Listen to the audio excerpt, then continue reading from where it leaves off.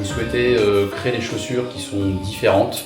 Donc j'ai décidé de créer ma marque Toranja, qui veut dire en portugais littéralement donc pamplemousse, simplement parce que c'est un fruit qui est acide et sucré.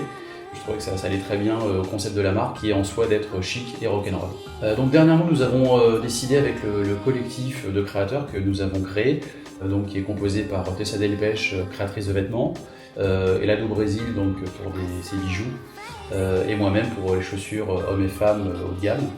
Donc on s'était dit avec le collectif qu'il pourrait être intéressant de faire partager à un public, je dirais hétéroclite, nos créations dans un endroit qui s'y prêtait, pas forcément à la base, mais qui est chic et décalé.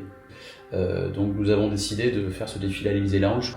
Donc l'idée du défilé était de démocratiser finalement la haute couture, puisqu'en France on connaît les grands noms de la couture, mais un peu moins les créateurs émergents. Donc j'allie vraiment design, des produits qui sont, je dirais, différents, importés, donc comme on dit dans la chaussure, de très haute qualité, donc vraiment très grand confort.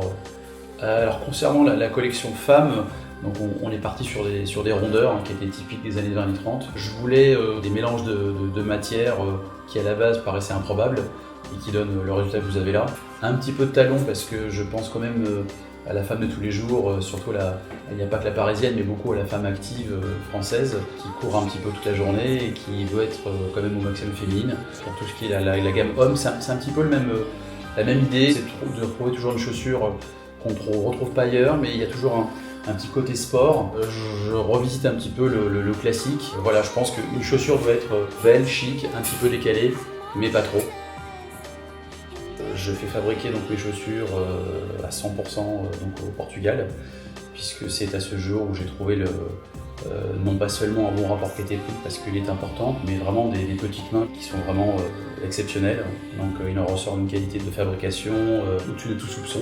Donc, et puis parallèlement, j'essaie d'avoir une démarche éthique. Je pense que tout le monde doit gagner sa vie honnêtement, correctement. Je fais en sorte que le consommateur ait un produit de bonne facture, voire d'excellente facture, pour un prix correct, et puis que mes intermédiaires puissent en vivre également, puisque les intermédiaires sont aussi importants.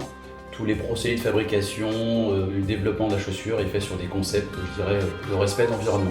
De ce fait, je fais en sorte d'avoir le maximum de composants dans mes créations qui sont d'origine, je dirais, biologique. Malheureusement, aujourd'hui, beaucoup de grandes marques sont élaborées avec des métaux lourds, des choses qui n'ont pas foncièrement grand-chose à faire dans une chaussure. Moi, je pense que la santé passe aussi par ce genre de produits.